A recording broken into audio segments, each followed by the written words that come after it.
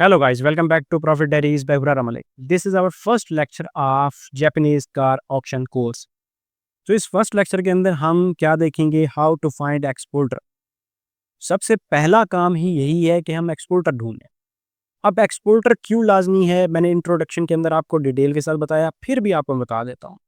Exporter इसलिए ज़रूरी है क्योंकि भाई उसके पास लाइसेंस है और वही बंदा हमें एक्सेस दे सकता है ऑक्शन हाउस की, जिसको हम बैठ के ऑनलाइन देख सकते हैं, वहाँ से ऑक्शन शीट देख सकते हैं, वहाँ से कोई भी गाड़ी खरीद सकते हैं, पहली बात। दूसरी बात इस वजह से ज़रूरी है कि भाई वो जाएगा और वहाँ पे बिडिंग करेगा। आपने अपनी जेब से ₹1 भी नहीं देना, तो सारी इन्वेस्टमेंट कौन करेगा? आपका एक्सपोर्टर करेगा। वो जाएगा ऑक्शन हाउस, ठीक है? आप यहाँ से बैठ के भी बिडिंग कर सकते हो ऑनलाइन, लेकिन क्योंकि पेमेंट हमने नहीं करनी, पेमेंट उसने करनी है, तो वो जाएगा बिडिंग में। बिडिंग स्ट्रैटेजी भी आपकी होगी, क्या करना है, क्या नहीं करना, वो सारा कुछ आपका है। फिज़िकली वो वहाँ पे जाएगा, ठीक है? इंस्पेक्शन शीट लेगा, जिसको आप क्या कहते हैं, ऑक्शन शीट भी लेगा, सारा कुछ देखेगा, अपनी तरफ से भी तसल्ली करेगा और वहाँ पे बिडिंग करेगा, ठीक है? 2 काम हो गए। तीसरे नंबर पे आपके पास एक्सपोर्टर सर्टिफ़िकेट होता है। एक्सपोर्टर सर्टिफ़िकेट को आप कैंसलेशन या फिर डी-रजिस्ट्रेशन भी कहते हो, क्योंकि जब भी कोई बंदा ऑक्शन के अंदर गाड़ी बेचता है और आगे से आपका एक्सपोर्टर उस गाड़ी को ले रहा है, तो गाड़ी ट्रांसफ़र होती है। जो सेलर होता है उसके नाम से ट्रांसफ़र होके आपके एक्सपोर्टर पे ट्रांसफ़र होगी और तभी आपका एक्सपोर्टर उसको अपनी कंट्री से यानी जापान से ट्रांसफ़र कर पाएगा, शिप करवा पाएगा आपके बायर की तरफ। तो यहाँ पे एक्सपोर्ट सर्टिफ़िकेट बनेगा, जिसको आप कैंसलेशन भी कहते हो आम अल्फ़ाज़ में, या फिर डी-रजिस्ट्रेशन भी कहते हो। यानी कि एक गाड़ी का एक ओनर से ट्रांसफ़र होके सेकंड ओनर को मिलना। तो वो भी लाज़मी है कि वहाँ पे बंदा फिज़िकल होना चाहिए, तो वो काम भी आपका एक्सपोर्टर करेगा। तो ये 3 चीज़ों के लिए आपका एक्सपोर्टर वहाँ पे होना लाज़मी है, तभी ये काम हो पाएगा। अब बेसिकली आपका काम क्या है? आपका काम यही है कि आपने एक्सपोर्टर को वहाँ पे भेजना है कि कौन-सी गाड़ी है, क्या है, और आगे आपने उसको बेचना है। पेमेंट भी आपका एक्सपोर्टर करेगा, लाइसेंस भी उसका लगेगा, शिपिंग भी वही कराएगा। वो आपको इसके बदले में कमीशन देगा जितने भी गाड़ी आपने सेल की है। तो यहाँ पे अर्निंग 2 तरह की होती है, ऑलरेडी मैं आपको बता चुका हूँ, दोबारा बताने की ज़रूरत नहीं है। अगर आप स्टैंडर्ड 1 पे हो तो उस हिसाब से आपको पेमेंट देगा, अगर स्टैंडर्ड 2 पे हो तो उस हिसाब से पेमेंट देगा। जब गाड़ी शिप हो जाएगी, बिल ऑफ लैंडिंग मिल जाएगा, तो तभी वो आपकी अर्निंग जनरेट हो जाएगी।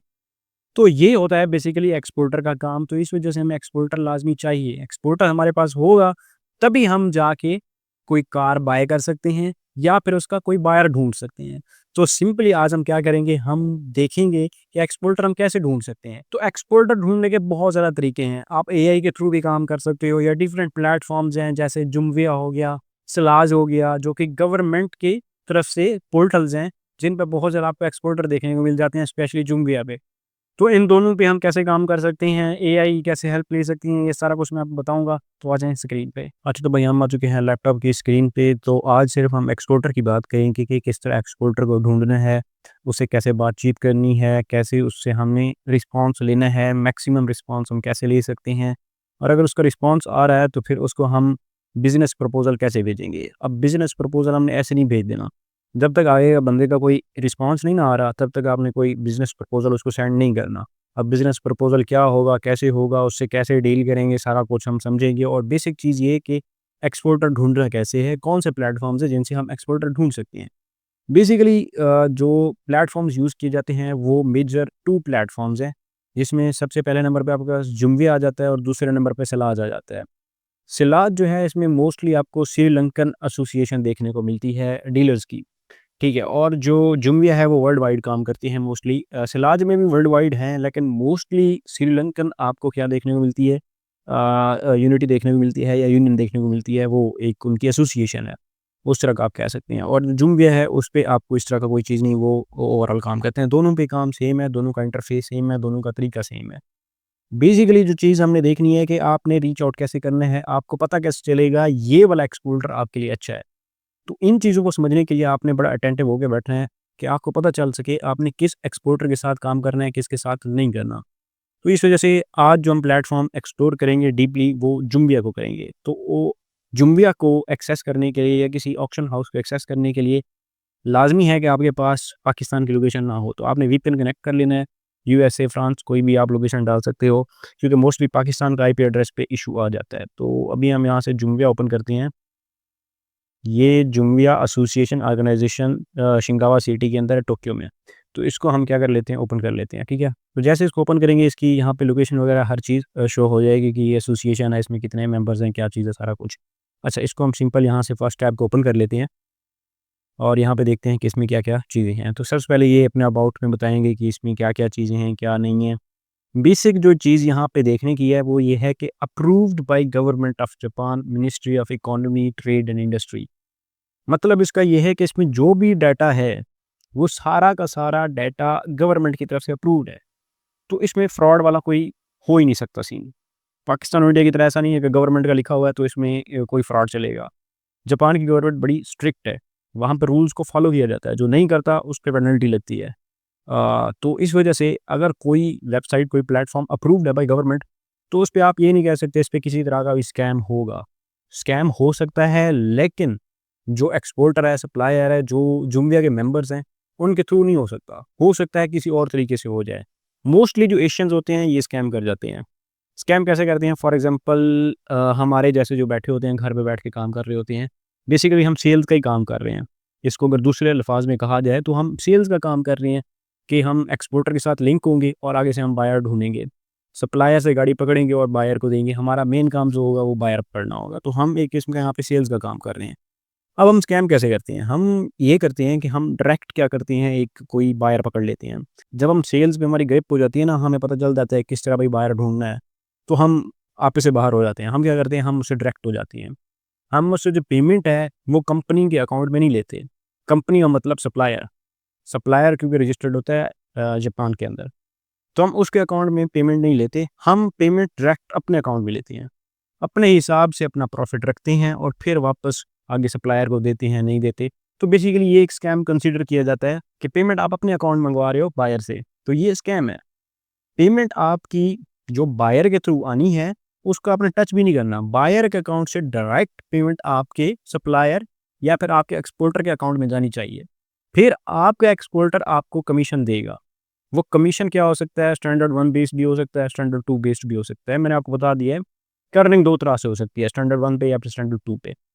तो बेसिकली आपकी जो अर्निंग है वो आपको आपका सप्लायर देगा, आपका एक्सपोर्टर देगा। अगर आप बीच से अपना कुछ निकाल रहे हो तो आप स्कैम कर रहे हो, आप हराम की कमाई कर रहे हो। सिंपल सी बात में अगर मैं आपको समझाऊँ, तो आपने किससे पेमेंट लेनी है? पेमेंट आपने बायर से दिलवानी है सप्लायर को। सप्लायर का जो अकाउंट होगा उसके अंदर आपने भिजवानी है और फिर वो बंदा आपको प्रॉफिट बेस्ड भी दे सकते हैं या फिर आपका फिक्स्ड अमाउंट हो सकती है पर सेल पे कि ये सेल करो। फॉर एग्जांपल मैं आपको एक सिंपल सी मिसाल देता हूँ। यहाँ पे जितने भी मेंबर्स हैं, मैं यहाँ पे पहले आपको बता देता हूँ कि ये सारी टैब्स क्या हैं। यहाँ पे अबाउट है कि यहाँ पे क्या-क्या मतलब जूमिया पे होता है। तो मेंबर्स आ जाते हैं। फिलहाल मेंबर्स को मैं आपको एक्सप्लोर करता हूँ। तो जितने भी मेंबर्स बैठे हैं, बेसिकली आप ऐसे समझिए ये सारे दुकानदार हैं। मैं आपको सिंपल अल्फाज में अगर समझाना चाहूँ, आपको थोड़ी-सी मतलब कांसेप्ट क्लियर करना चाहता हूँ मैं यहाँ पे। तो ये जितने भी मेंबर्स यहाँ पे बैठे हैं, बेसिकली ये दुकानदार हैं, शॉपकीपर हैं, ठीक है? अब इनको बंदे चाहिए, ऐसे बंदे जो मुफ्त में काम करें और वो मुफ्त में काम करने वाले कौन हैं? हम हैं। मुफ्त का मतलब यहाँ पे ऐसे है कि हम इनसे सैलरी नहीं ले रहे। अगर ये सैलरी पे रखें तो हो सकता है पूरे महीने इनकी कोई सेल ना हो। तो इनको तो लॉस हो गया ना, क्योंकि ये तो monthly for example uh Japan है, तो इसको तो लॉस हो गया कि इसकी पूरे महीने में सेल ही नहीं हुई और उसने हमें मंथली सैलरी देनी है, तो इसको लॉस है। तो बेसिकली ये क्या काम करते हैं, ये फॉर एग्ज़ाम्पल दुकानदार है, इसने कहा भई मेरे पास चीज़ें पड़ी हैं, तो चीज़ें आपने बेचनी हैं, उसके ऊपर आपको कमीशन भी मिल सकता है या फिर फ़िक्स्ड प्राइस हम सेट कर लेते हैं कि अगर आप एक चीज़ बेचोगे मेरी दुकान से उठा के, तो एक चीज़ के ऊपर मैं आपको ₹10 दूँगा। तो बेसिकली हमने क्या करना है, इनसे चीज़ें उठानी है और आगे बायर को बेचनी है और जो पेमेंट है, वो बायर डायरेक्ट इनके अकाउंट में करेगा और ये फिर हमें कमीशन देंगे। तो ज़रा स्ट्रक्चर को समझना है। इस वजह से ये दुकानदार हमारे पास होना लाज़मी है क्योंकि हमारे पास पैसे ही नहीं है, हमारे पास अपनी दुकान ही नहीं है। तो बेसिकली हम क्या कर रहे हैं, हम इनकी सेल करवा रहे हैं। आप कह सकते हैं कि हम सेल्स एजेंट हैं या हम सेल्स जनरेट कर रहे हैं। बेसिकली आप ऐसा भी कह सकती हैं। ना हम डीलर हैं, ना हम कुछ हैं, हम एजेंट भी आप कह सकते हैं कि हम इनके एजेंट हैं, जो इनकी सेल्स करवा रहे हैं। तो इस वजह से हमारी जो इनकम है, वो हमें ये प्रोवाइड करेंगे। अब उम्मीद करता हूँ कि आपको सारा इसका पीछे का कांसेप्ट समझ आ गया होगा कि हम हलाल तरीके से कैसे कमाएँगे। आपने हराम की तरफ नहीं जाना, आपने कोई स्कैम नहीं करना। इस बंदे को आपने धोखे में नहीं रखना, क्योंकि अगर इस बंदे को पता चल गया कि पेमेंट आपके अकाउंट से हो रही है, जो बायर था उसने आपको पेमेंट की और फिर आप उनको वापस कर रहे हो सप्लायर को, उनको तो पता चल जाएगा क्योंकि पेमेंट वो रूट मैप देखेंगे कि पेमेंट कहाँ से आ रही है, तो उनको तो पता चल जाएगा भाई ये जो बीच में एजेंट है ना हमारा, ये हमसे 2 नंबरी कर रहा है। ये बायर से पेमेंट अपने अकाउंट में मंगवा रहा है और फिर हमें दे रहा है। तो इस वजह से अगर ये खट्टा हो गया, मतलब इसका दिल खट्टा हो गया आपसे और ये आपके अगेंस्ट चला गया, तो भाई पूरी जो इंडस्ट्री है ना जापानीज़ यूज्ड कार्स ऑक्शन की, तो वो सारी डिस्टर्ब हो जाएगी। आपके नाम से वो साइट भगाएगी। सिंपल सी चीज़ है, उनको पता चलेगा ये बंदा स्कैमर है। अगर आप ये काम करना चाह रहे हो कि हम बीच से पैसे निकाल देंगे, 2 नंबरी कर लेंगे, वो कर लेंगे, तो भाई आप इस इंडस्ट्री में फिर कामयाब नहीं हो सकते। जो इसका सीधा-सा रूट मैप है, जो सीधा तरीका है, उसी तरीके पे, उसी ट्रैक पे आपने चलना है। अपनी खुद से कोई चीज़ें नहीं ईजाद करनी। सिंपल सी चीज़ है, आप सेल्स एजेंट हो। आपने ये नहीं करना वहाँ से पेमेंट लेके ना बायर से अपने अकाउंट में रख लेनी है, इसको होल्ड पे कर देना है, ऐसा नहीं होगा।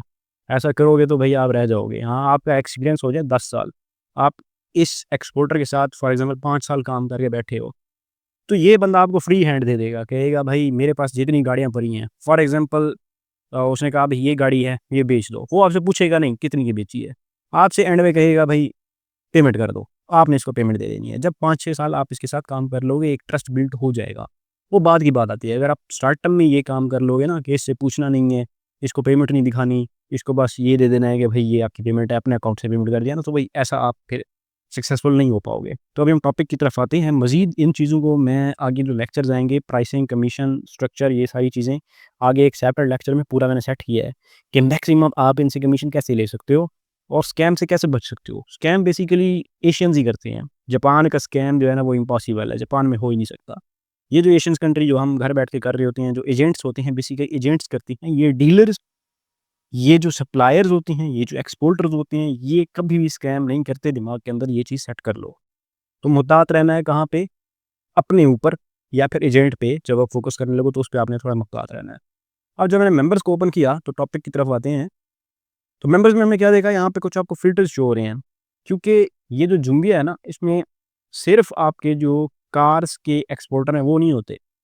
इसमें ट्रक के एक्सपोर्टर भी आते हैं, मशीनरी दूसरी भी हो सकती है, मोटरसाइकिल भी हो सकते हैं, क्रेन्स हो सकते हैं, बोट्स हो सकते हैं, ट्रैक्टर, हेवी ट्रक्स, कोई भी मशीनरी हो सकती है। एक्सपोर्टर तो एक्सपोर्टर है ना, वो कोई भी चीज़ एक्सपोर्ट कर सकता है, ठीक है?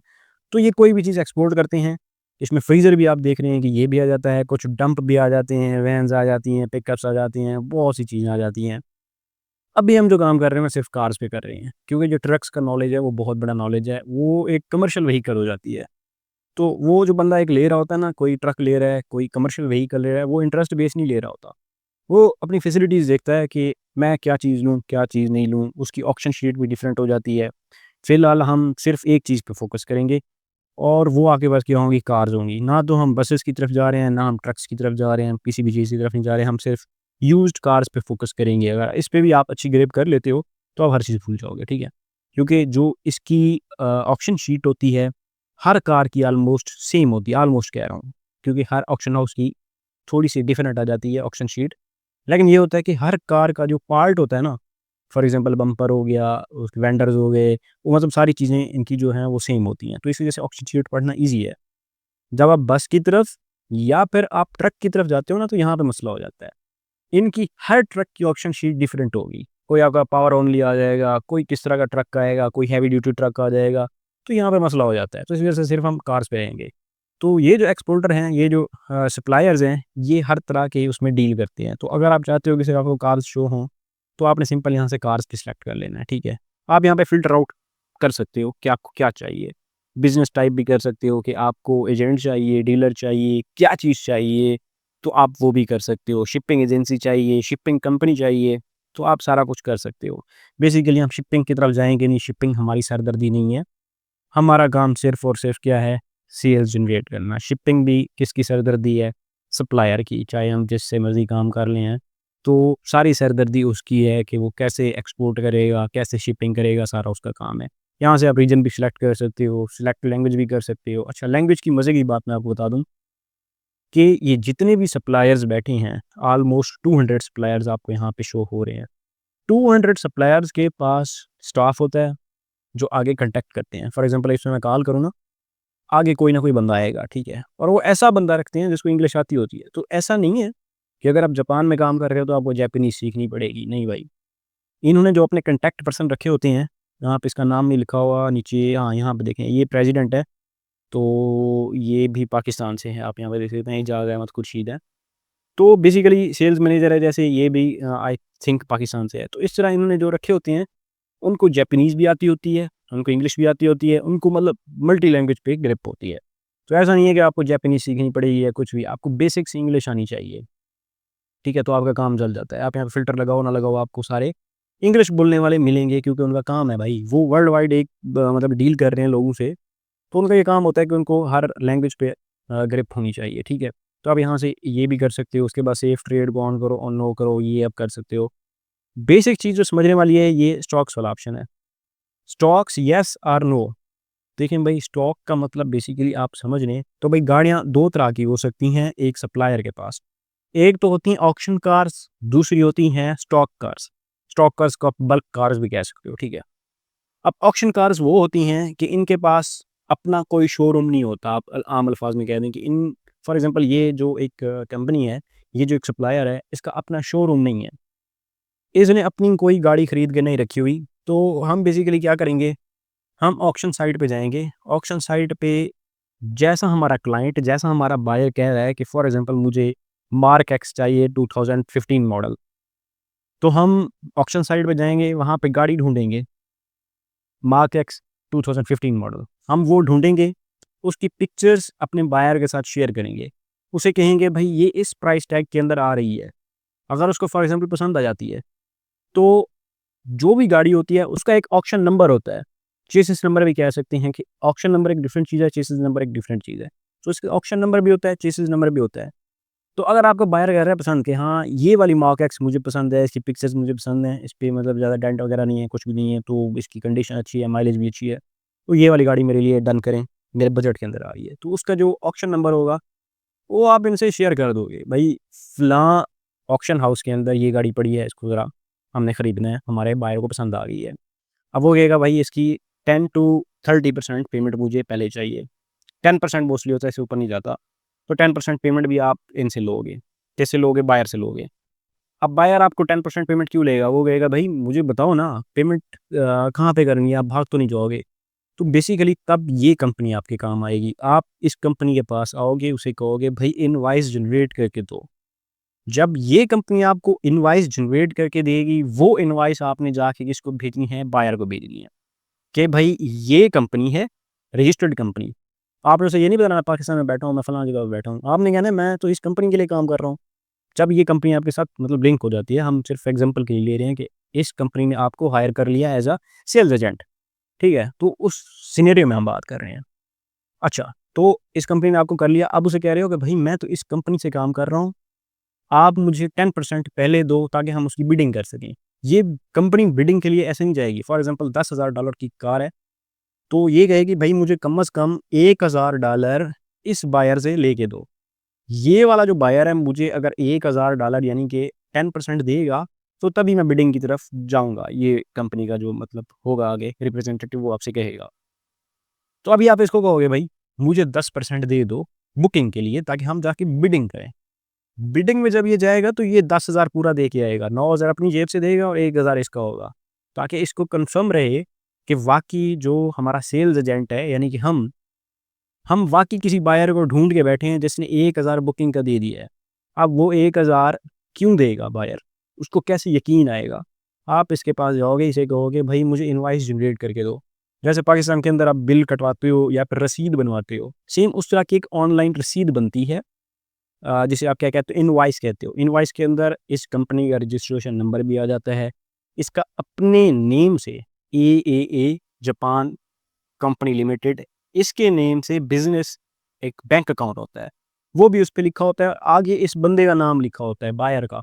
ऑफ़िशियल जो उसका आईडी कार्ड पे नेम होता है, उसका नेम लिखा होता है कि $1,000 की पेमेंट हम रिक्वेस्ट कर रहे हैं बायर से, किसके बदले में कि उसको हमने गाड़ी देनी है $10,000 की। तो ये इनवॉइस जनरेट की जाती है, तब जाके आपका बायर आप पे ट्रस्ट करेगा और आपको $1,000 देगा। किसके अंदर? इसके बैंक अकाउंट के अंदर, इस नेम से। और फिर वो कहेगा भाई ये कंपनी है कहाँ पे? तो सिंपल इसका एक नंबर होता है, ठीक है? मैं आपको आगे जाके दिखाऊँगा। इसका ये मेंबरशिप आईडी होती है, तो वो आएगा, वो सर्च करेगा, तो जुमिया पे वाक़ई उसको ये कंपनी शो हो जाएगी ट्रिपल ए जापान। वो देखेगा भाई approved by government of Japan. जब ये कोई भी बंदा, हम एशियंस को नहीं पता, लेकिन उनको पता है जो बाहर बैठे हैं, चाहे वो यूरोपियंस हो, चाहे वो कोई भी हो, अफ्रीकन्स हो, उनको पता है कि जापान के गवर्नमेंट से जो वेबसाइट लिंक्ड है, जो अप्रूव्ड है, तो इसका मतलब वो अच्छे एक रैंक की है। क्योंकि पेमेंट का कोई भी मसला होगा तो जापान गवर्नमेंट से वो कॉन्टैक्ट कर सकते हैं, पेमेंट निकलवा सकते हैं। जापान की गवर्नमेंट इतनी अच्छी है, तो वो आपको पेमेंट कर देगा।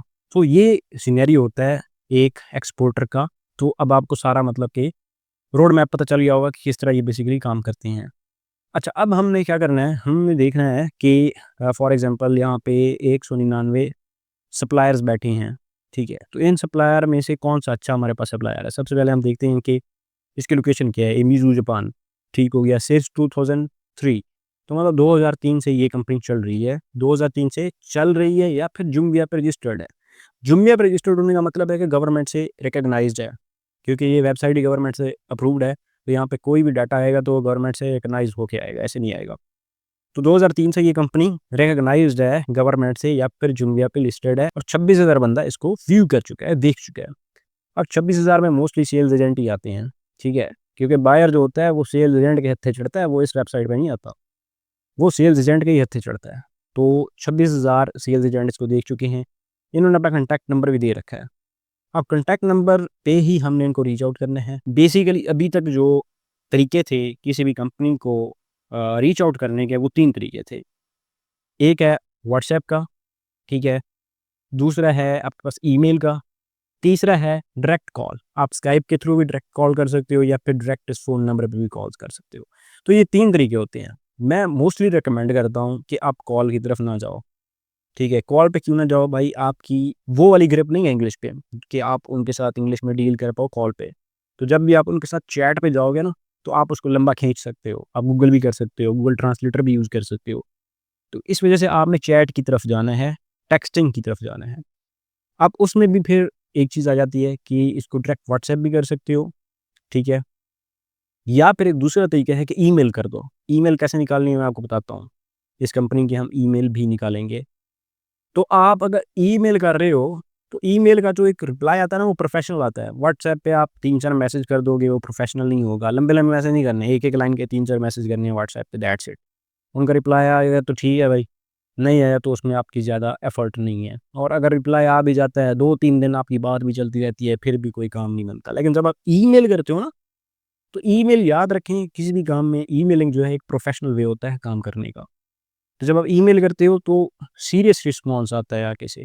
कोई भी कंपनी हो, कोई भी आगे एजेंट हो, तो आपसे बड़ा सीरियस होके बात करेगा। तो बेसिकली हम देखेंगे कि हम ईमेल कैसे कर सकते हैं। मैसेज का वैसे मैं आपको सरसरी सा बता दूँगा आगे चल के इसी लेक्चर के अंदर। लेकिन ईमेल को मैं डिटेल के अंदर समझाऊँगा, क्योंकि ये टोटल प्रोफ़ेशनल काम है और प्रोफ़ेशनल तरीके से ही हम इसको करना सीखेंगे। ठीक है? तो ये 3 तरीके होते हैं कॉन्टैक्ट के।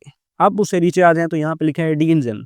सबसे पहले आपने यही चेक कर लेना है कि भाई ये बंदा डील किस चीज़ में कर रहा है। आपने देख लिया भई ये कार्स के अंदर डील कर रहा है, तो भाई ये हमारे इंटरेस्ट का है, हम इसके साथ काम करेंगे, हम इसको रीच आउट कर सकते हैं, क्योंकि ये हमारी जो इंटरेस्ट की चीज़ है उस पे काम कर रहा है। बाकी किसी चीज़ में हमें इंटरेस्ट नहीं है, हम किसी चीज़ पे काम ही नहीं करेंगे।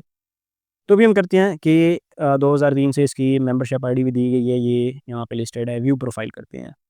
ये मैंने रैंडम मतलब पहले-पहले आ गया है, तो यहाँ पे बेसिकली अल्फ़ाबेट के हिसाब से होता है। तो उस तरह से इसको अरेंज किया गया है। सबसे पहले-पहले कंपनी जो हमारे पास शो होती है, बल्कि आपको भी यही शो होगी, ट्रिपल ए जापान के नाम से। तो सबको यही शो होती है। इसको हम ओपन कर रहे हैं यहाँ पे। तो इसकी डिटेल यहाँ पे आ चुकी है। बेसिकली जो इस कंपनी का नेम है, वो आपको यहाँ पे कंप्लीट नेम शो होगा, ऑल ऑटो ऑक्शन, ठीक है? इस कंपनी का नाम है ऑल ऑटो ऑक्शन जापान। तो ये कंप्लीट नेम है इसका। अच्छा, उसके बाद यहाँ पे आपको क्या देखने को मिलता है कि कॉन्टैक्ट आप कैसे कर सकते हो। उसके बाद इनमें कुछ डिटेल्स जो है ना हिडन रखी हैं। लैंग्वेज इंग्लिश में भी हैं और जापानीज़ में भी है। मैंने आपको कहा कि ये लैंग्वेज जो है ना, इंग्लिश का कोई ना कोई बंदा इनके पास होता है जो डील करते हैं, उनको इंग्लिश फ्लुएंट आती होती है, तो ये हर किसी बंदे को डील कर सकते हैं। अब यहाँ पे दूसरी जो चीज़ समझने वाली है, वो ये है कि ये एक्सपोर्ट किस-किस कंट्री में करते हैं। जब भी आप एक्सपोर्टर ढूँढो, तो इन चीज़ों का ख़ास ख़्याल रखना होता है। सबसे पहली चीज़ मैंने आपको बताई कि वो कार्स के अंदर डील कर रहे हैं कि नहीं कर रहे। हमने ये चेक कर लिया कि भई ये कार्स के अंदर डील कर रहे हैं। दूसरी चीज़ हमने चेक करनी है, ये देखनी है कि ये एक्सपोर्ट किन-किन रीजन्स में कर सकते हैं, किन किन कंट्रीज़ के अंदर इनकी एक्सपोर्ट होती है। क्योंकि भाई आपका माइंड सेट होना चाहिए। आप ये नहीं कि भाई कोई भी गाड़ी आएगी, कहीं से भी क्लाइंट मिल जाएगा तो मैं काम कर लूँगा, ऐसा नहीं होता। आपको एक टारगेट सेट करना पड़ेगा कि आप कैरिबियन के अंदर कर रहे हो, अच्छा आप एशिया के अंदर कर रहे हो, अफ्रीका के अंदर करना चाहते हो, मिडल ईस्ट में करना चाहते हो, यूरोप में करना चाहते हो। आपने पहले ना एक सेट कर लेना है कि आप काम कहाँ पे करना चाहते हो।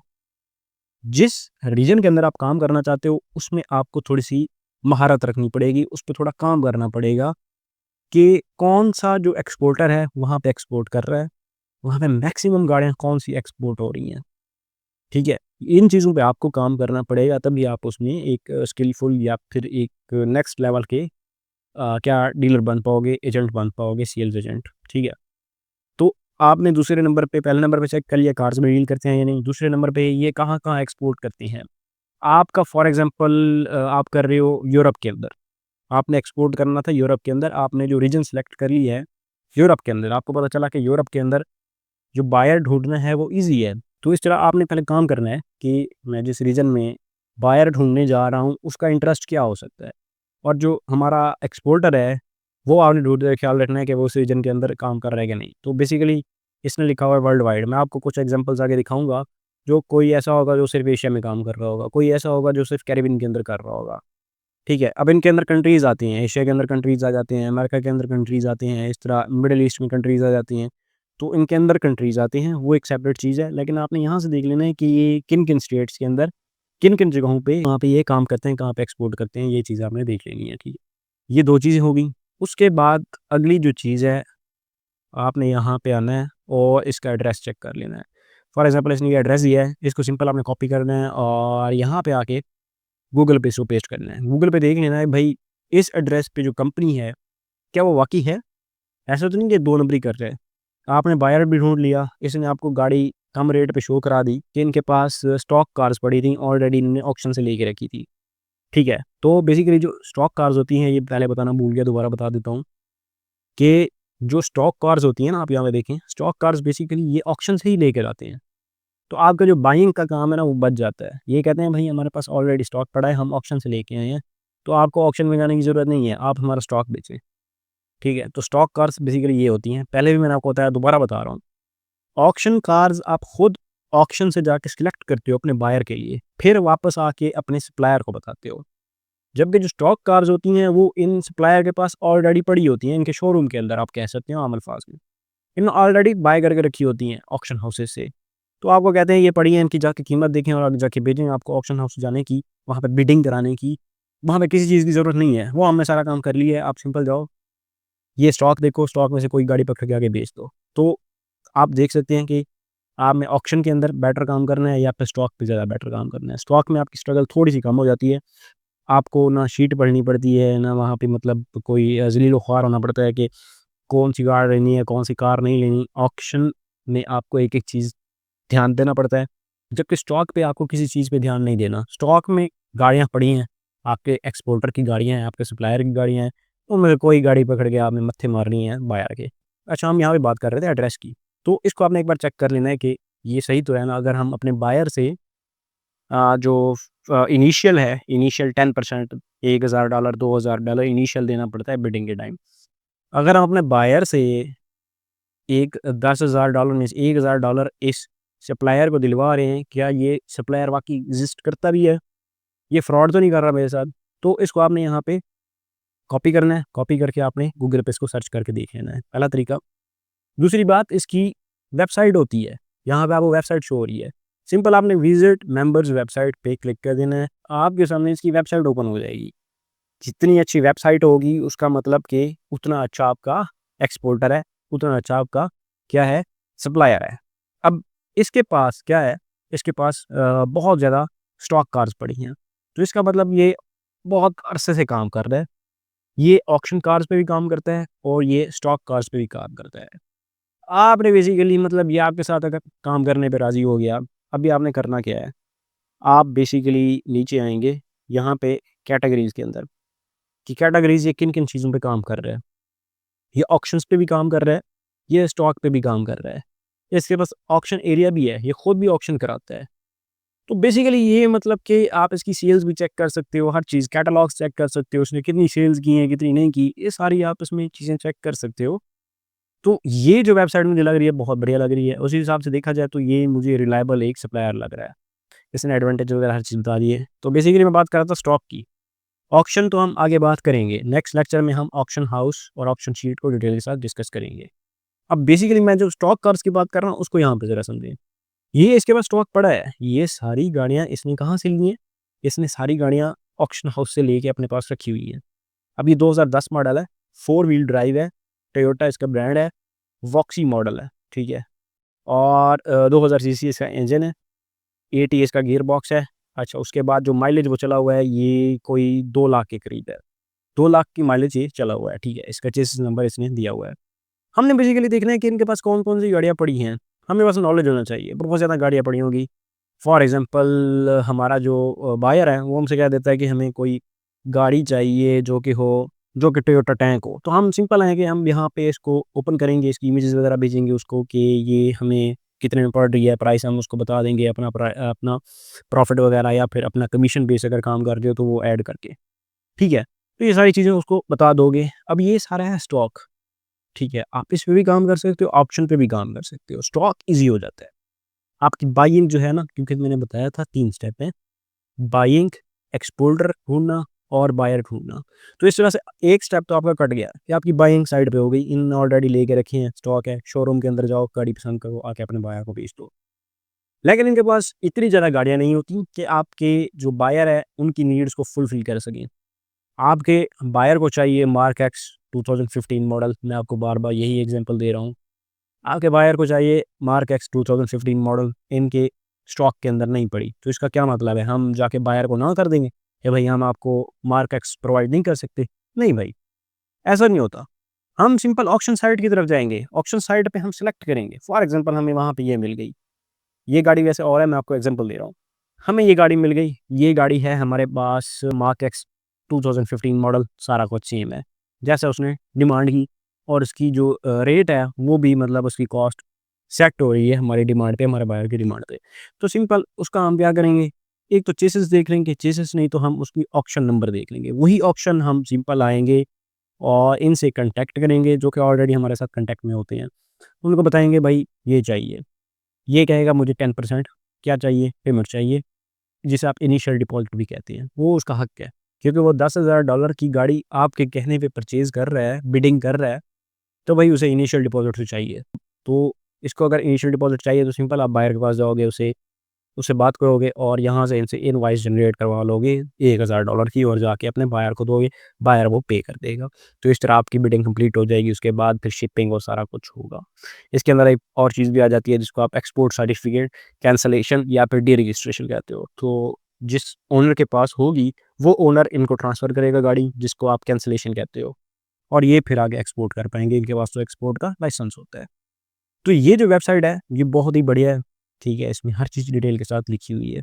तो इस तरह आपने एक्सप्लोर कर लेना है, ठीक है? आप इसको मेल भी कर सकती हैं, अगर आपको यहाँ पे मेल देखने को नहीं मिलती, मोस्टली केसेज़ में नहीं भी मिलती, तो आप सिंपल इसको करोगे यहाँ से कॉपी, यहाँ पे आओगे और यहाँ पे इसको पेस्ट करके ईमेल एड्रेस लिख दोगे, ठीक है? जैसे आपने यहाँ पे लिखा तो यहाँ पे आपको इनकी ईमेल शो हो गई है। इस ईमेल पे आपने इनको रीच आउट करना है, उसके बाद बिज़नेस प्रपोज़ल भेजना है। रीच आउट कैसे करना है, बिज़नेस प्रपोज़ल कैसे भेजना है या फिर कॉल कैसे करनी है, वो मैं आपको आगे बताता हूँ। फ़िलहाल एक अच्छा एक्सपोर्टर कैसे ढूँढना है, वो आप समझें। तो इसको हमने डिटेल के साथ देख लिया। अब वापस जाते हैं किसी एक और हम सप्लायर को थोड़ा-सा देखते हैं कि उसमें क्या-क्या चीज़ें डिफ़रेंट हो सकती हैं। अच्छा, उसके बाद हम कोई एक और कंपनी को एक बार ओपन करके समझने की कोशिश करते हैं। फॉर एग्ज़ाम्पल मैं इसको व्यू प्रोफ़ाइल करता हूँ, तो यहाँ पे सेम वही चीज़ है, यहाँ पे फ़ोन नंबर दिए गए हैं दोनों, ठीक है? इस पे आप कॉल भी कर सकते हो, व्हाट्सएप भी कर सकते हो, ठीक है? इसका एड्रेस दिया गया है, इसको चेक कर लें। अच्छा, उसके बाद आपको मोस्टली यहाँ पे जो रिप्रेजेंटेटिव मिलेंगे, जिनसे आप बात करेंगे, वो मोस्टली एशियंस होंगे, वो इंडिया से हो सकते हैं या फिर मोस्टली आपको पाकिस्तान के बंदे ही मिल जाएँगे, ठीक है? तो उनसे आप खुले होके ना थोड़ा-सा ईज़ी होके आप बात कर सकते हो। फॉर एग्ज़ाम्पल ये जो बंदा बैठा है, ये पाकिस्तान से है, इसका जो प्रेज़िडेंट है। तो यहाँ से आप एक्सपोर्टर ढूँढ सकते हैं। 3 से 4 आपके पास एक्सपोर्टर होने चाहिए। 3 से 4 मैं क्यों कह रहा हूँ? एक से भी काम चला सकते हो, एक से बहुत बढ़िया काम चल सकता है, मान लिया। मसला ये है भाई, अगर कोई ऐसी गाड़ी जिसके ऊपर इनका कमीशन सेट नहीं हो रहा, फॉर एग्ज़ाम्पल एक गाड़ी आपने पसंद कर ली ऑक्शन हाउस के अंदर और इनकी समझ नहीं लगती, ये बिडिंग नहीं कर पाते, या फिर किसी एक ऐसी स्टेट का आपको बायर मिल गया, जिसमें ये वाली कंपनी डील ही नहीं करती, तो क्या आप अपनी मेहनत पे पानी फेर दोगे? कि भाई जाने दो यार बायर, वैसे ही बड़ी मुश्किल से मिलता है, आप उसको अपने हाथ से कैसे जाने दोगे? तो आपके पास एक तो एक्सपोर्टर एटलीस्ट होने चाहिए, जिनके पास आपने जिनको बेंचिंग किया हो, जिनको आपने किस पे रखा हो, वेटिंग पे रखा हो, आप उनके पास जाओ सिंपल और उनसे डील सेट कर लो। अब यहाँ पे जितने भी एक्सपोर्टर बैठे होते हैं, ये दोनों बाजू खोल के बैठे होते हैं आपको गले लगाने के लिए, सिंपल सी चीज़ है। अगर मुफ्त में उनका काम हो रहा है, उन्होंने आपको सैलरी थोड़ी देनी है। उन्होंने तो या तो पर आइटम आपको एक फिक्स अमाउंट देनी है या फिर आपको कमीशन पे रखना है, तो वो दोनों बाजू खोल के आपका वेलकम करने के लिए बैठे होते हैं। लेकिन बात ये है कि अच्छे तरीके में उनको अप्रोच किया जाए। तो अभी हम समझते हैं कि आप अप्रोच कैसे कर सकते हो। भाई आजकल दौर है एआई का, अगर अभी भी आपको अप्रोच करना नहीं आता तो भाई ये आपकी गलती है। क्योंकि एआई आपको छोटी से छोटी डिटेल निकाल के देता है कि भाई आप कैसे अप्रोच कर सकते हो, कैसे नहीं कर सकते। तो बेसिकली मैं आपको रिकमेंड करूँगा कि आप कॉलिंग की तरफ ना जाएँ, आपने ईमेल की तरफ जाना है और दूसरा आपने व्हाट्सऐप पे मैसेज कर देना है, क्योंकि स्काइप ऑलमोस्ट ख़त्म हो रही है। 5th मई को मेरे ख़्याल में क्लोज़ होनी थी, हो गई होगी शायद। तो अभी आपने यहाँ पे कॉल करनी है या फिर ईमेल करना है या फिर मैसेज करना है। तो बेस्ट है कि मैसेज और ईमेल पे रहें। ईमेल पे ज़्यादा प्रोफ़ेशनल हो जाता है, व्हाट्सऐप का मैसेज प्रोफ़ेशनल नहीं होता, मोस्टली इग्नोर कर दिया जाता है। अभी हम चलते हैं चैट जीपीटी की तरफ और देखते हैं कि हम कैसे किसी कंपनी को रीच आउट कर सकते हैं, ईमेल का हमारे पास फॉर्मेट क्या होगा। अच्छा, तो चैट जीपीटी को मैंने यहाँ पे प्रॉम्प्ट दी है, my name is Huraira and I am CEO and founder of Elite Solutions since 2015। Now I want to work as a sales agent for a Japanese used car auction, so give me a script for exporters or suppliers, so they hire me as a sales agent and also tell me USP for both email and call। तो basically मैंने इसको यहाँ पे कहा कि मैं एक company का सीईओ फाउंडर हूँ, 2015 से मैं इस कंपनी को रन कर रहा हूँ और मैं चाहता हूँ कि मैं एक सेल्स एजेंट के तौर पे काम करूँ, क्योंकि भाई इसके अंदर मेरी काफ़ी अच्छी ग्रिप है तो जापानीज़ कार्स को बेचने की। और यूएसपी बताएं, यूएसपी बेसिकली आपकी यूनिक सेलिंग प्रोपोजिशन होती है। तो इसको मैंने ये प्रॉम्प्ट दी। अब मैंने यहाँ पे इसको क्यों बोला कि मैं सीईओ और फाउंडर हूँ किसी कंपनी का। अगर आप ऐसा बोलोगे तो आपका एक मतलब कि वहाँ पे क्या रैंक पुश हो जाएगा, आप इस तरह कह सकती हैं कि उनका ट्रस्ट बढ़ जाएगा कि भाई बंदा क्या है, सिंसियर है, बंदे पे ट्रस्ट किया जा सकता है, उसकी अपनी कंपनी है, वो पाकिस्तान के अंदर किसी कमरे के अंदर बंद नहीं बैठा, वो ऑलरेडी कंपनी रन कर रहा है, उसके पास कोई टीम होगी, कोई सोशल मीडिया नेटवर्क होगा। क्योंकि आप सेल्स तभी कर पाते हो जब आपके पास सोशल मीडिया का नॉलेज हो। आजकल सारा का सारा जो मार्केटिंग है, सारी सेल्स है, वो सोशल मीडिया पे चल रही है। तो अगर आपकी सोशल मीडिया स्ट्रॉन्ग है, उस पे ग्रिप है, तो आप सेल्स कर सकते हो। तो ये चीज़ उसको बतानी है कि मैं कंपनी का हूँ। अगर आप इंडिविजुअल जाते हो तो भी मसला नहीं है। जैसे मैंने आपको बताया, जो एक्सपोर्टर्स हैं, उनसे तो झूठ बोलने की ज़रूरत नहीं है, वो दोनों बाहें खोल के बैठे हैं आपको अपनाने के लिए। अगर आपको थोड़ा बहुत मतलब कन्विंस करना पड़ेगा तो बायर को कन्विंस करते हुए थोड़ा बहुत ऊपर-नीचे आपको बढ़ा के बोलना पड़ेगा। वैसे ना भी बोलें तो काम चल जाएगा, लेकिन बायर को कन्विंस करने के लिए आपको कुछ ना कुछ करना पड़ेगा एक्स्ट्राऑर्डिनरी। लेकिन सप्लायर के सीन में ऐसा नहीं है, सप्लायर तो खुद चाहता है कि आप उसके पास जाएँ और जब आप पुराने हो जाएँगे ना और अपना लिंक्डइन प्रोफ़ाइल बनाएँगे, आगे लेक्चर्स में हम उनको सीखेंगे प्रोफ़ाइल कैसे बनाना है, उसको कैसे ऊपर लेके आना है। तो ये ऐसे सप्लायर्स तो खुद आपके पास आएँगे चल के। ये आपको रीच आउट करेंगे, भाई हमारे साथ काम करें, हमने मतलब चेक किया है, हमने सुना है।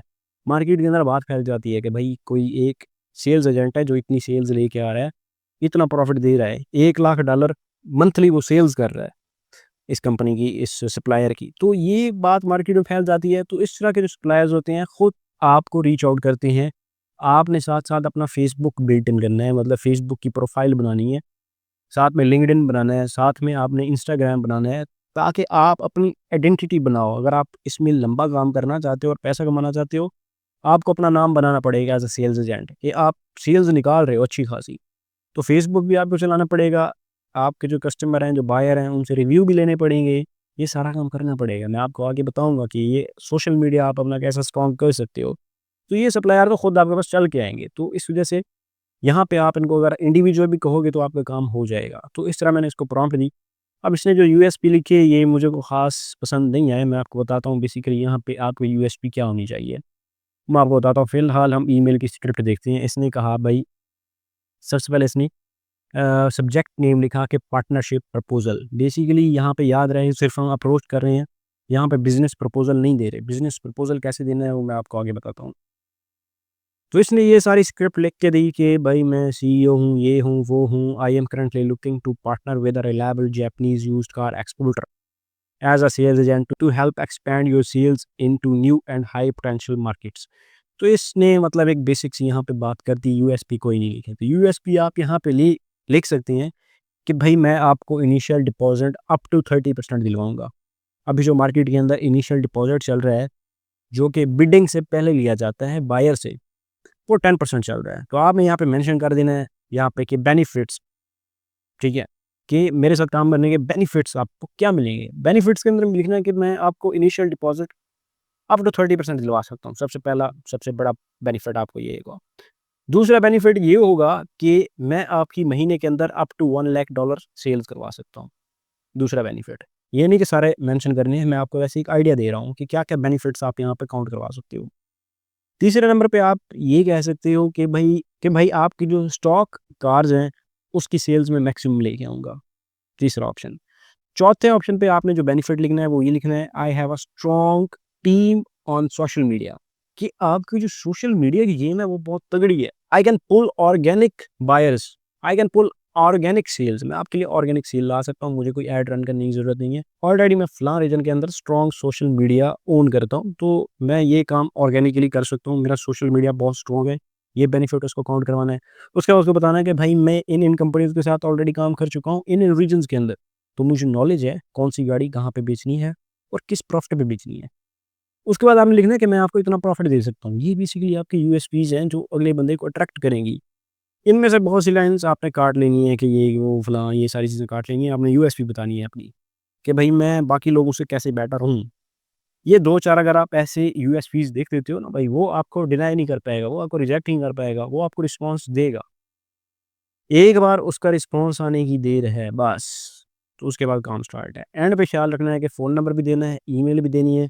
लिंक्डइन, अगर आपकी लिंक्डइन यानी कि है, तगड़ी है, तो आपने लिंक्डइन देना है, अदरवाइज़ नहीं देना। जब तक आपकी लिंक्डइन बिल्ड नहीं ना होती, आपने यहाँ पर नहीं लिखना। आपने सिर्फ़ क्या लिखना है, फ़ोन नंबर लिखना है, ईमेल लिखनी है, या फिर कोई वेबसाइट वगैरह है तो वो वेबसाइट बेसिकली हम देखेंगे कि वेबसाइट कैसे हेल्प आउट कर सकती है अगर आपकी अपनी वेबसाइट हो। तो ये ईमेल है, इसके अंदर आपने ये सारी चीज़ें लिखनी है। उसके बाद कॉल की भी कुछ इस तरह से है। सबसे पहले इनिशियल कॉल ओपनर जो है, उसके अंदर आपने अपना इंट्रो देना है कि मैं कंपनी से हूँ या फिर इंडिविजुअल हूँ। कॉल के मैं फिर कहूँगा कि आपकी इंग्लिश अच्छी होनी चाहिए, अगर अच्छी नहीं है तो ईमेल की तरफ ही जाएँ, या फिर आप व्हाट्सएप पे चैट भी कर सकते हैं। चैट कैसे करनी है, हेलो हाय करना है। उसके बाद उसको कहना है कि एज़ अ सेल्स एजेंट मैं आपके साथ काम करना चाहता हूँ। एक-एक लाइन का मैसेज है, 2 लाइन तक आपका मैसेज नहीं जाना चाहिए, वो इग्नोर कर देगा। तो एक ही लाइन में आपने उसको बात कर देनी है, ठीक है। इनिशियल कॉल ओपनर में आपने यही बोल देना है कि मैं यही हूँ, अपना इंट्रो देना है। उसके बाद पिच जो देनी है, पिच के अंदर आपने थोड़ी-सी यूएसपी बतानी है अपनी, कि क्या है, कैसे नहीं है। उसके बाद जो एंड होने लगे तो उसको कहना है कि कोलैबोरेट करना चाहते हो, तो मुझे बता देना, ये मेरा नंबर है, ये व्हाट्सएप है। या उसको पूछ लेना कि क्या हम एक कॉल शेड्यूल कर सकते हैं, या फिर एक थोड़ा-सा टाइम निकाल के हम मीटिंग अरेंज कर सकते हैं। तो इस तरह आपने उससे कॉल पे बात कर लेनी है। ये एक आइडिया है रफ़ सा। अगर रिस्पॉन्स आता है तो उसके बाद आपने उसका बिज़नेस प्रपोज़ल देना है। बिज़नेस प्रपोज़ल बेसिकली क्या होता है? बिज़नेस प्रपोज़ल के अंदर आप कमीशन स्ट्रक्चर, प्राइसिंग हो गई, ऑक्शन कार पे काम करोगे या स्टॉक कार्स पे करोगे, ये सारा उसके साथ डिस्कस करना होता है। अच्छा, उसके बाद इनिशियल डिपॉज़िट कितना लेने हैं और जब शिपिंग होने लगे तो कितना? मोस्टली ये कहते हैं कि इनिशियल 10% हमें चाहिए, जब बिडिंग हो जाए, हम शिपमेंट कराने लगें और बिल ऑफ लैंडिंग हमारे पास आ जाए, जिसे बीओएल कहते हैं, तो 50% पेमेंट हमें तब चाहिए। या फिर कुछ ऐसे भी होते हैं जिन्हें कहते हैं कि भाई हमें जब बीओएल कराने लगें, बिल ऑफ लैंडिंग हाथ में आ जाए, तो हमें 100% पेमेंट चाहिए। ये सारी चीज़ें उनसे पहले क्लियर करनी है। अब यहाँ पे एक और चीज़ आती है कि यहाँ पे जो टैक्सेस होते हैं ना, टैक्सेस आपके कमीशन में इंक्लूड नहीं होते भाई। ये चीज़ें आपने ज़रा ख़ास ख़्याल रखनी है, क्योंकि टैक्स जो जापान का होता है, मैं बार-बार कह रहा हूँ, मैं बहुत इंपॉर्टेंट चीज़ें बता रहा हूँ। माना स्क्रीन पे मैं कुछ यहाँ पे काम नहीं हो रहा, लेकिन मैं जो बोल रहा हूँ, ये चीज़ें आपको याद रखनी चाहिए। ये बोरिंग हो सकती हैं, लेकिन ये आपके काम आएँगी। अब जो टैक्स होता है ना, टैक्स आपके कमीशन पे नहीं पड़ना चाहिए। फॉर एग्ज़ाम्पल, एक्सपोर्ट पे उसे आपने $10,000 की गाड़ी बेची, टोटल गाड़ी पे जो टैक्स लग गया वो 12% लग गया फॉर एग्जांपल, तो वो $10,000 में से $1,200 निकाल दे कि मुझे टैक्स लग गया है, और आपको 8800 ही गाड़ी में से कमीशन मिलेगा। आपका जितना भी कमीशन है 10% है जितना भी है, तो भाई ऐसा नहीं होगा। कमीशन जब एक्सपोर्ट पे लगता है तो रिबेट होता है। रिबेट कमीशन जापानीज़ के अंदर चलता है, जापान के अंदर सारा का सारा रिबेट कमीशन है एक्सपोर्ट पे। रिबेट का मतलब ये होता है कि उनको वापस रिटर्न कर दिया जाता है। जब गाड़ी आगे डिलीवर हो जाएगी तो जो टैक्स गवर्नमेंट ने डाला था एक्सपोर्टर पे, एक्सपोर्टर को वो सारा का सारा टैक्स रिटर्न हो जाता है। मतलब ये रिबेट टैक्स इसको बोलते हैं। तो उसको भाई क्लियर करना है कि भाई आप मेरे कमीशन में से टैक्स ना काटें, क्योंकि आपको तो टैक्स वापस मिल जाएगा, लेकिन मेरी कमाई में से तो निकल गया ना। आपने उसको कहना है 10,000 की एक्सपोर्ट हुई है तो 10,000 ही काउंट होगा। जो टैक्स लगा है वो रिबेट है, वो वापस आ जाएगा आपके पास। तो इस वजह से ये चीज़ आपने ख्याल रखनी है। दूसरा, ऑफ़िस एक्सपेंसेस भी वो ऐड करेगा। कहेगा कि $10,000 है, इसमें से $500 हम इसका निकाल रहे हैं ऑफ़िस एक्सपेंसेस, जिसमें शिपिंग आ गई, जिसमें क्या आ गया अपना ऑफ़िस के ये काम आ गया, फलाँ काम आ गए, कुछ डॉक्यूमेंटेशन का मसला आ गया, वो चीज़ हो गई, ये चीज़ हो गई। भाई नहीं, आपने उसको क्लियर करना है ऑफ़िस एक्सपेंसेस मेरे कमीशन में से नहीं कटेंगे, क्योंकि भई आप पाकिस्तान में बैठे हो, आप उसके ऑफ़िस के अंदर थोड़ी बैठे हो। ठीक है? तो ये चीज़ें उसके साथ डिस्कस करनी है किसके अंदर, बिज़नेस प्रपोज़ल के अंदर। ये वैसे सारी चीज़ें ना हम एक पूरा सेपरेट लेक्चर रखेंगे जिसके अंदर हम कमीशन स्ट्रक्चर भी समझेंगे, और हम क्या समझेंगे, प्राइसिंग समझेंगे, प्रॉफ़िट समझेंगे, स्टैंडर्ड 1 आपकी जो अर्निंग है वो क्या है, स्टैंडर्ड 2 है, वो क्या है, वो हम डिटेल के साथ समझेंगे। आपके लिए कौन-सा बेटर है वो भी हम समझेंगे। तो फ़िलहाल आज का जो लेक्चर था ये इतना ही था, जिसके अंदर हमने एक्सपोर्टर ढूँढना सीखा, कौन-सा एक्सपोर्टर आपके लिए अच्छा है, वो कैसे आप ढूँढेंगे, वो सारा कुछ हमने सीख लिया। उसके बाद आपने स्टॉक कार्ड्स और ऑप्शन कार्ड्स में डिफ़रेंट भी समझ लिया कि क्या-क्या चीज़ें हैं, कौन-सा आपके लिए सही रहेगा, वो भी मैंने आपको बता दिया। उसके बाद रीच आउट कैसे करना है और उनको पिच कैसे देनी है, अगर उनका रिस्पॉन्स आ जाता है तो उनको बिज़नेस प्रपोज़ल कैसे भेजना है, ये सारी चीज़ें आज हमारी यहाँ पे क्लियर हो गई हैं। तो भाई लेक्चर थोड़े से लेंथी हो रहे हैं, लेकिन मैं आपको हर चीज़ डिटेल के साथ समझा रहा हूँ। तो हमने देख लिया कि हम अपना एक्सपोर्टर कैसे ढूँढ सकते हैं। मैंने आपको प्लेटफ़ॉर्म भी बता दिए, सारी स्ट्रैटेजी भी बता दी, हर चीज़ जो इम्पोर्टेंट है इस कोर्स के लिए मैंने आपको बता दी। और ये कोर्स बिल्कुल फ्री करवा रहा हूँ। मंज़िल सैलर तो कहते हैं नहीं चढ़ना, वो भी आपको यही चीज़ सिखा रहे हैं। हाँ, अगर कोई आपको हैंड्स ऑन या फिर ट्रेनिंग देना चाहता है फिज़िकली, तो उसको आप पे कर सकते हैं या फिर फ्री में उसके ऑफ़िस में काम कर सकते हैं। लेकिन अगर आपको कोई ऑनलाइन कोर्स बेच रहा है, तो उससे बचना है, क्योंकि भई आपको फ्री में चीज़ें मिल रही हैं, आप इनको एन्जॉय करो, आप किसी के हत्थे मुफ़्त में ना चढ़ो। तो ये था आज का हमारा लेक्चर। अपने नेक्स्ट लेक्चर के अंदर यानी कि सेकंड लेक्चर के अंदर हम देखेंगे कि ऑक्शन हाउस क्या होता है, ऑक्शन शीट क्या होती है, ऑक्शन साइट क्या होती है, और वहाँ से हम बाइंग के लिए कौन स्ट्रैटेजी लगाते हैं। ये सारा कुछ हम अपने नेक्स्ट लेक्चर के अंदर देखेंगे। तब तक अपना ख्याल रखें और दुआ में याद रखें। अल्लाह हाफ़िज़।